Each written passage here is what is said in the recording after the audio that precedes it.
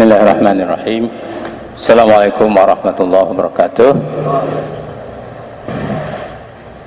Alhamdulillah wassalatu wassalamu ala Rasulillah wa ala alihi wa sahbihi wa man tabi'ahu wa wala. Asyhadu an la ilaha illallah wa la syarika lah wa asyhadu anna Muhammadan abduhu wa rasuluhu la nabiyya ba'dahu wa la haula wa la quwwata illa billah. Ma ba'd. Syukur kita kepada Allah atas berbagai karunia, nikmat yang sangat luar biasa. Nikmat tempat yang indah, imam yang bagus, jemaah yang komitmen dan disiplin, anugerah luar biasa. Hari ini kesian teman-teman kita, saudara kita di Myanmar, di India dan sebagainya, di Mesir, ya, nggak seperti kita. Anugerah luar biasa. Kita syukuri ini. Tapi nggak ada menjamin apakah tahun depan kita seperti ini. Karena upaya-upaya pihak lain sangat tidak senang melihat indahnya Islam, indahnya kebersamaan, indahnya ibadah yang nyaman. Salawat dan salam tertuju pada baginda Rasulullah Muhammad SAW, keluarga, para sahabat serta umat yang selalu komitmen dan istiqomah pada jalannya. Saya diminta oleh pengurus masjid atau panitia Ramadan menyampaikan materi tentang sabar dan ikhlas. Kita ingin lihat dulu secara software pemahaman kita. Sabar dan ikhlas ini dalam konteks ketaatan kita kepada Allah. Kita pastikan bahwa setiap instruksi, setiap perintah yang datang dari Allah itu pasti baik. Ketika itu berupa perintah untuk dilaksanakan, bejibun kebaikan di sana. Ini harus tertanam di mindset kita. Tidak satupun perintah untuk dilaksanakan itu tanpa ada hikmah di balik itu. Kemudian perintah ini harus dilaksanakan secara ikhlas. Nah, kita paham yang memberi perintah itu adalah pencipta dan pemilik segala-galanya, Allah Subhanahu wa taala, ya, yang menjadikan kita, yang menghidupkan kita, yang mematikan kita, yang menyiapkan semua perangkat-perangkat hidup kita, bahkan yang menyiapkan surga untuk kita. Nah, yang paling sayang kepada kita, Allahu Akbar. Dipastikan setiap perintah yang diinstruksikan untuk dilaksanakan itu, di balik itu penuh dengan kebaikan. Ujungnya adalah surga. Nah, untuk bisa semua perilaku dan perintah ini dilaksanakan dengan baik, kita harus laksanakan dengan ikhlas. Wa ma umiru illa liya'budullaha mukhlishina lahuddin. Inna salati wa nusuki wa mahyaya wa mamati lillahi rabbil alamin. Untuk sampai ke sana, mindset ini harus kita bangun. Khusus Ramadan kita lihat syahrus sabr. Ramadan syahrus sabr. As-sabru sawabu al-jannah. Jelas ya. Surga di depan kita ketika kita sabar melaksanakan perintah siam Ramadan. Nah, karena sahabat dan Rasul paham, maka untuk menyongsong datangnya Ramadan itu memerlukan waktu 6 bulan. Allahu Akbar. 2 bulan mendekati Ramadan lebih dipersiapkan lagi dan lebih gembira lagi. Bukan jadi beban, tapi menjadi suatu kebutuhan. Karena perintah itu datang dari surat cinta dari pencipta yang maha sayang kepada kita. Setahun sekali diperintahkan kita untuk menemuinya. Nah, sabar ini kalau kita lihat ada 2 bentuk ya. Pertama dalam bentuk taat, yang kedua dalam bentuk menghindari maksiat. Hari ini kita lihat Yunani hampir hancur ya. Sudah diambang, referendum akan berlangsung dan 61% itu menolak adanya turun tangan IMF. Beberapa negara Afrika juga akan hancur. Kita di antara 2 tanda kutip juga mengerikan ke depan. Hutang kita sudah 3.500 triliun. 87,8% ekonomi kita dikuasai asing hari ini. Dalam waktu dekat, tenaga kerja Cina akan didrop sebanyak 10 juta orang. Ini bukan suatu yang remeh, ibu-ibu. Ini akibat tidak sabar kita selama ini membangun negeri ini. Allah kan katakan, jangan senang berutang. Apalagi berutang itu dengan konteks konvensional, riba di sana, tidak berkah. Hampir 99% itu bantuan IMF tidak berhasil. Dari sekian ratus negara yang memanfaatkan, gagal. Mesir pun sudah hampir bangkrut hari ini. Nah, dengan bimbingan Allah melalui kesabaran Ramadan ini, kita evaluasi diri kita, introspeksi diri kita. Jangan-jangan kita ikut andil untuk menghancurkan negeri ini. Tidak sabar. Wahai ekonom yang ada di sini, wahai manajer yang ada di sini, wahai pendidik yang ada di sini, sudahkah kita sadarkan anak didik kita, masyarakat kita, diri kita untuk membangun negeri ini dengan sabar? Dengan artian begini, sabar itu bukan udahlah, udah takdir, bukan begitu. Memaksimalkan semua potensi. Lihat Jepang dibombardir oleh sekutu kan. Hanya hitungan tahun dia sudah bisa bebas kembali, merdeka kembali, mengatur negerinya sendiri. Kita hari ini masih senang berutang, masih diam. Semangat Ramadan kita harus tanamkan ke diri kita, ke masyarakat kita dan seterusnya. Ketika kita ingin mensyukuri nikmat kemerdekaan yang luar biasa. Dalam konteks taat, Rasul dijamin masuk surga. Tapi bagaimana Rasul dalam menggunakan setiap detik kehidupan, taatnya sangat luar biasa dalam bentuk kesabaran. Kalau Ramadan semacam ini, Allahu Akbar, tidurnya mungkin hanya 2 jam, siangnya kayak prajurit. Tapi ketika malam hari sangat luar biasa. Bahkan di luar Ramadan juga tahajud itu wajib bagi Rasul. Sudah dijamin masuk surga. Kita kira-kira bagaimana? Nah, ini persoalan. Tidak sabar, karena kita sedang instan. Padahal di dunia ini memang untuk bercapek-capek, ibu-ibu. Ad-dunya laisal rohah, bukan tempat bersantai-santai. Harus kerja keras. Jadi sabar itu artinya menggunakan semua potensi untuk menggapai apa yang Allah ridhoi. Dalam konteks membangun negeri juga seperti itu. Membangun diri kita juga begitu. Hari ini banyak ibu-ibu, bapak-bapak dan rumah tangga kewalahan, anaknya nggak beres. Karena ibu nggak sabar menyusui anaknya dengan ASINya selama 2 tahun minimal. 2 bulan sudah dikasih susu sapi, nggak sabar. Proses ini yang kita ikuti. Ingin dapat doktor dan sebagainya, tapi ijazahnya main tarbitan, nggak ikut proses. Imam kita, masya Allah, suaranya bagus, bacaannya fasih, luar biasa. Kesabaran beliau, komitmen dia untuk cinta kepada Al-Quran, ikut proses. Imam Syafi'i ikut proses, senang taklim dimanapun ada tempat muzakarah dan sebagainya, ikut. Ayahnya sebagai seorang ulama, dengan sabar membina sang anak jadi ulama. 7 tahun hafal Quran, 9 tahun sudah ribuan hadis dihafal, 15 tahun sudah menjadi mufti di Mesir. Allahu Akbar. Sabar mendidik anak. Cukup menarik kalau kita baca surah Quraisy, proses untuk pebisnis, pendidik, politikus itu luar biasa. Ada 4 tahapan itu. Ini kajian-kajian tafsir bisa bagus di sana. Jadi ini dalam konteks kepada Allah kita harus sabar dalam beribadah ini. Anehnya kita hari ini pada penghujung Ramadan yang sangat menentukan Lailatul Qadar, kita tidak sabar. Padahal fase final kita habiskan untuk penuhi mall di mana-mana, penuhi kereta api di mana-mana, kewajiban kadang-kadang lepas, nggak sabar. Padahal depan surga sudah menunggu. Nggak sabar. Yang kedua, sabar dalam meninggalkan maksiat.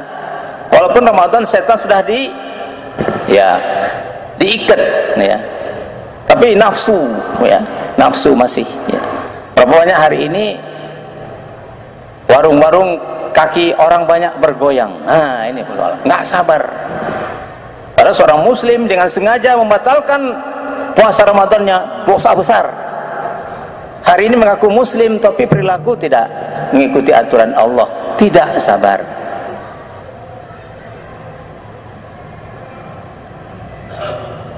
Ngeri ya. Masalah sabar ini masalah prinsip. Sunatullah seperti itu.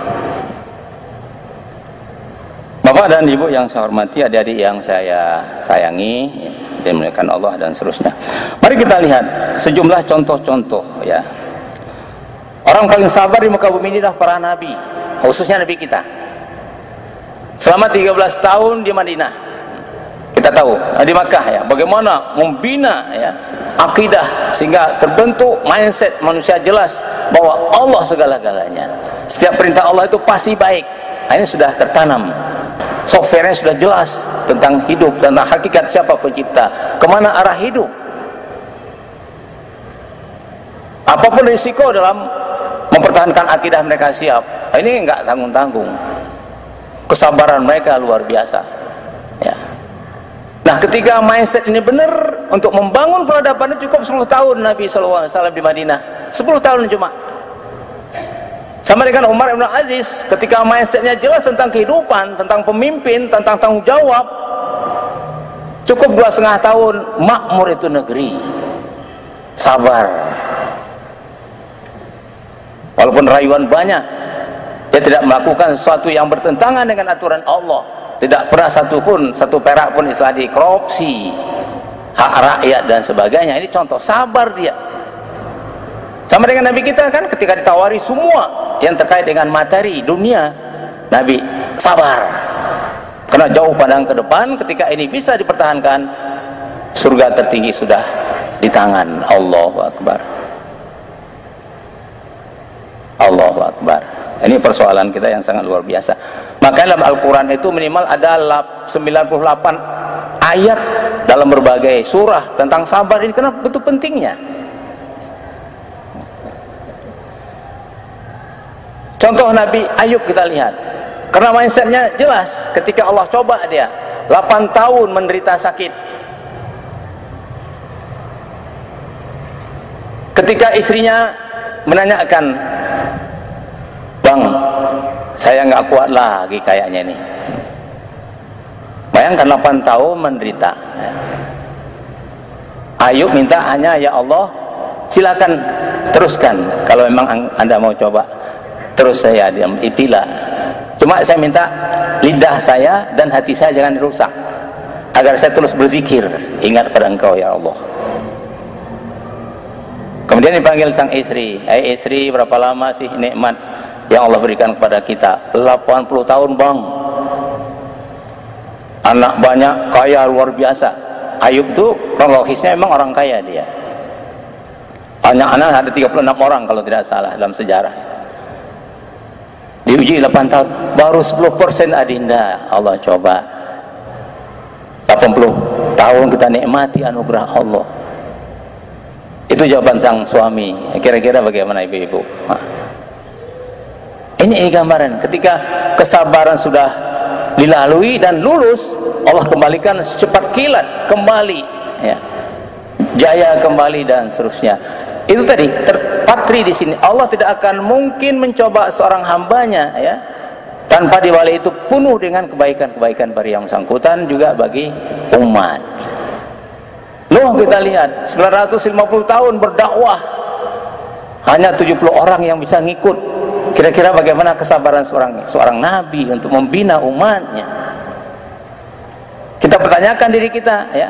Mungkin kita, lingkungan kita melihat kemungkaran macam-macam, kita kasih tahu 2-3 kali udah stop, nggak bisa. Terus menerus kebaikan yang ada pada diri kita ini harus sabar membina orang. Li an yahdiyallahu bika rajulan wahidan khairul laka min humrin na'am. Sekiranya kita mampu merubah mindset seseorang yang tidak sadar kepada kebenaran dan kebaikan menjadi orang baik, surga sudah Allah siapkan, bahkan dunia seisinya Allah siapkan untuk yang mampu memberi, berdakwah dengan sabar sehingga orang menjadi baik. Allahu Akbar. Itu Itulah sebabnya seorang muslim itu bukan hanya sholihun li nafsihi, juga sholihun li ghairihi. Baik dirinya, orang lain juga harus diajak. Hari ini sangat butuh orang tentang ajakan kita Bapak dan Ibu, karena manusia mindset sudah berubah menjadi manusia yang sama dengan Qarun yang dibacakan oleh imam kita tadi. Luar biasa, terlena sejumlah masyarakat waktu itu. Kan ini umat Musa ya. Wah, baik benar ya, Qarun di mana-mana duitnya banyak. Tapi sebagian sadar yang punya ilmu, jangan terperangkap dengan pola Qarun. Dengan kayanya, tidak sabar dengan kekayaan digunakan untuk medit, untuk tidak memperhatikan orang lain. Akhirnya dengan kekayaan itu dia hancur. Allah suruh bumi menelankan, telan itu Qarun. Habis dia dan kekayaannya. Apa artinya? Tidak sabar memanage, tidak sadar bahwa kekayaan adalah anugerah Allah, nikmat Allah yang harus digunakan sesuai dengan aturan-aturan yang telah Allah gariskan, bukan untuk maksiat, bukan untuk ditahan. Itu harta nggak boleh ditahan, harus beredar. Inilah gambaran dari sabar itu macam-macam bentuknya ya. Nabi Musa juga demikian, bagaimana kesabaran membangun ya pemikiran kepada, meyakinkan pada Fir'aun dan seterusnya ya, walaupun akhirnya dia menjadi pertarungan antara orang tua angkat dengan dia. Tapi itulah sejarah dalam dakwah, sunatullah fid dakwah. Ketika pertarungan terjadi ya pasti kebenaran akan ditampilkan oleh Allah. Musa sukses. Bapak dan Ibu yang saya hormati, kita umat Islam saat ini ya terasa panas Ibu tahun ini ya. Puasa kita agak panas ya. Itu siklus 33 tahun sekali. Dalam konteks Indonesia sebenarnya nggak seberapa. Kalau kita sabar nggak ada persoalan. Kenapa tidak ada persoalan? Karena Skotlandia hari ini, Eropa antara 18 sampai 22 jam hari ini. Waktu saya di Mesir dulu hanya 17 jam. Ya, buka jam Isya, buka istilahnya artinya jam 8, kalau kita sahur jam 1. Tidur hanya 3 jam. Kita bersyukur ya, siklus kita masih normal ya, masih. Begitu juga kaitan dengan kita syukuran kita, dengan kesabaran kita, barangkali doa kita juga, kebersamaan puasa tahun ini juga bagus. Karena 4/5 belahan dunia tahun ini serentak puasanya. Hanya 1/4 saja. 1/4 itu pun dunia belahan laut. Ikan yang banyak, ikan nggak dipaksa, nggak disuruh berpuasa dia. Jadi tahun ini secara umum kita harapkan 5 tahun ke depan sama, bahkan seterusnya. Kita sudah anjurkan menteri waktu itu jangan dirombak-rombak lagi pola ini, harus ya egonya diturunkan sedikit lah agar secara global kita bisa puasa serempak. Ini juga kesabaran ya untuk membangun ya berpikir mindset kita agar kekompakan persaudaraan ini harus ditampilkan. Yang pendek harinya adalah Chili itu hanya 9 jam. Kalau ibu-ibu mau puasa cepat, buka di sana ya. Bapak dan Ibu yang saya hormati, nah kita sudah hampir malam besok sudah bisa i'tikaf ya. Ini juga memerlukan kesabaran. Kesabaran untuk menggapai sesuatu yang sangat luar biasa. Khairun min alfi syahr. Nabi pada tahun terakhir dari kehidupannya sampai 20 hari dia i'tikaf. Karena dia 2 kali dicek bacaan Al-Qur'annya oleh Jibril alaihissalam. Ternyata setiap 10 hari 1 khatam dicek bacaannya. Oleh karena itu walaupun Imam Syafi'i 2 khatam sehari Al-Quran, kita dapat 3 khatam 3 juz 1 hari sudah bagus. Artinya tahun ini kita agendakan 3 khatam. Ibu sudah berapa khatam ini ibu-ibu? Mudah-mudahan sudah ada sekian banyak. Ini memerlukan kesabaran. Jadi ini penting. Kita harapkan nanti Ramadan ini paruh terakhir kita bisa ketemu Lailatul Qadar insyaallah. Ini memerlukan kesabaran kita. Berjaga-jaga, mengintip dengan ibadah-ibadah yang sudah terpola. Di antaranya adalah perbanyak sholat sunnah, sholat 5 waktu jangan sempat terabaikan, disiplin tilawah Qur'annya, kajian-kajian keagamannya dan sebagainya harus diupayakan sedemikian rupa. Nah, apa realisasi asar ya, sabar dan ikhlas dalam kehidupan kita? Pertama, memerlukan kesabaran dalam ya, dan keikhlasan siapapun dia, job apapun dia, dimanapun dia berada. Harus kita sadari kita adalah sebagai sosok muslim punya misi hidup ini. Habis Ramadan nanti harus kita pertahankan kecintaan kita kepada masjid, kebersamaan, ya senang pada kebaikan, senang pada yang baik-baik pokoknya, untuk membangun peradaban kita ke depan, untuk cinta dan bukti cinta kita kepada negeri ini. Yang saya gambarkan pertama tadi, bagaimana kondisi kita hari ini sangat prihatin. Kemudian harus sabar memperbaiki perekonomian kita juga, sangat luar biasa. Ayo silakan, yang berbakat sebagai ekonom bersama-sama. Kalau tidak kita digilas. Karena pola Cina itu beda dengan Korea dan Jepang. Kalau Cina itu dari hulu sampai hilir diangkut, seolah pindah ke negara lain dia. Kalau Jepang masih memberi kesempatan putra-putra pribumi itu untuk ikut ambil bagian dalam ya proyek dan sebagainya. Kalau Cina tidak, habis ditelan. Pendidikan kita juga begitu, harus kita sama-sama menggerakkan. Ibu-ibu harus punya anak minimal 1 orang hafal Quran, ibu-ibu diagendakan semacam itu. Semangat Ramadan ini, sabar mendidiknya. Karena dari 0 sampai 7 tahun ini menentukan karakter anak, kemampuan anak. Ketika 0 sampai 7 tahun kita arahkan untuk hafal Quran, insya Allah bisa hafal Quran dia. Karena anak ini kosong, diisi dengan Al-Quran, nyambung dia. Dan kalau nyambung luar biasa hafalnya, seperti melukis di atas batu. Tapi ibu harus ada komitmen dengan bapak untuk mengarahkan minimal 1 orang, 1 keluarga itu hafal Quran. Insya Allah dengan hafalnya anak kita mengamalkannya dan sebagainya, ibu udah Allah siapkan mahkota ibu dan bapak di surga. Allahu Akbar. Memerlukan kesabaran. Kalau perlu setiap lurah barang kelurahan punya lembaga tahfizul Quran. Saya baru ini buka dengan Duta Besar Amerika. Ternyata di sejumlah negara bagian itu banyak lembaga tahfiz sudah. Tahfiz Quran. Mereka sudah bosan dengan ajaran mereka selama ini. Saya baru baca buku peradaban terlengkap sekarang ini, ada minimal 12 orientalis. Kesimpulan adalah bahwa ke depan harus Islam kembali tampil untuk memimpin dunia ini. Tidak ada alasan lain kecuali dunia ini, tidak ada alasan untuk tidak Islam tampil kembali, karena dunia amburadul hari ini. Persoalannya adalah sudah sampai jauh mana kita memahami apa yang mereka teliti bertahun-tahun itu. Jangan-jangan kita belum kesimpulan semacam itu. Jadi Islam ditunggu hari ini oleh dunia, karena hari ini penuh ketidakadilan, penuh ketidakberesan hari ini, karena jauh dari aturan Islam. Kemudian juga moral kita hari ini semakin rusak. Kita harus sabar mendidik anak kita, karena dari internal rumah tangga kita bina dulu akhlak anak-anak kita. Jarak nanti ya lingkungan juga seperti itu dan sebagainya. Jangan banyak kita berharap pada yang lain, karena yang lain sudah punya agenda sendiri untuk menghancurkan kita. Luar biasa. Situs-situs yang menghancurkan moral kita sangat luar biasa. Anak kita, remaja kita dan seterusnya. Media juga begitu. Silakan kita bagi yang berbakat di media massa ini, media sosial dan sebagainya, tampilkan informasi-informasi dakwah yang membentuk karakter, yang cinta kepada kebenaran. Gunakan itu media massa, media sosial dan sebagainya. Imbangi itu ya, informasi yang tidak benar gitu kan. Nah. Kemudian ukhuwah juga kita tingkatkan, karena tanpa bersatu kita akan ditendang orang ke depan. Ini memerlukan kesabaran. Demikian barangkali karena waktu saya dibatasi ya. Mudah-mudahan kesabaran dan ikhlas ini kita bangun terus. Dengan Ramadan tahun ini harus lebih meningkat dan seterusnya. Tapi tetap dalam rangka memikirkan diri kita, keluarga kita, masyarakat kita, bangsa dan dunia.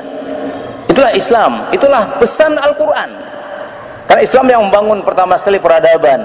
Nah, siapa yang meneruskan? Ya, kita sebagai umatnya. Dari mana kita berangkat? Dari diri kita, dari keluarga kita, dan seterusnya dan seterusnya. Aqulu qouli hadza wa astaghfirullahaladzim li wa lakum.